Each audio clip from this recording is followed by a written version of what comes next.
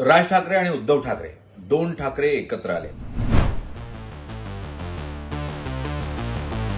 त्यामुळे महाराष्ट्राच्या राजकारणात खळबळ उडेल, मोठं परिवर्तन होईल असं जर कोणी कयास लावत असेल तर तशी शक्यता थोडी कमीच आहे। मुंबईपुरता विचार करता निश्चितपणे दोन ठाकरे बंधू एकत्र आल्यानं जी चुरस निवडणुकीतली होती ती कायम राखण्यामध्ये ते यशस्वी होतील असं मानायला हरकत नाही। कारण एकट्या उद्धव ठाकरे यांनी जर निवडणूक लढवली असती तर ते साधारण 20 ते 25 जागांपर्यंत मर्यादित झाले असते। दरम्यान राज ठाकरेंजवळ तितकीही ताकद नव्हती।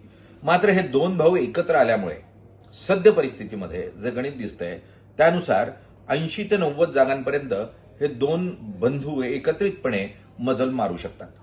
आज जर हे दोघं भाऊ 90 पर्यंत आपल्या जागा मुंबईमध्ये राखण्यात यशस्वी झाले तर निश्चितपणे ठाकरेंचं ब्रँड म्हणून अस्तित्व कायम राहील। जर या जागा 50 पेक्षा कमी झाल्या तर दोन्हीही ठाकरेंच्या अस्तित्वाचा प्रश्न हा कायम असेल।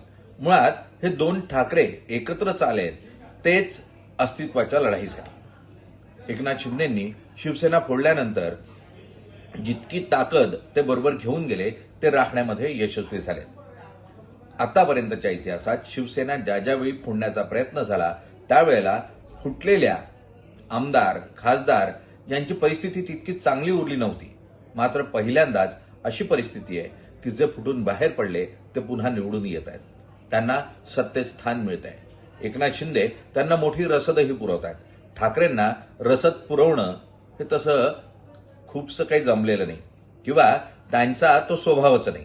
त्यामुळे त्यांनी कार्यकर्त्याला कधी रसद देऊन त्याला ताकद देण्याचा प्रयत्नही केले नाही। अशा परिस्थितीत आता नगरसेवक निवडून आणायचे आहेत। 42,000 कोटी रुपयांची महानगरपालिका मुंबई ताब्यात घ्यायची आहे तर मेहनत खूप करावी लागेल। गेल्या पालिका निवडणुकांमध्ये बिलकुल मेहनत नव्हती, अपयशही मोठं होतं। आपण असं धरून चालूयात की ही सगळी ताकद महापालिकेसाठी दोन ठाकरेंनी राखीव ठेवली होती।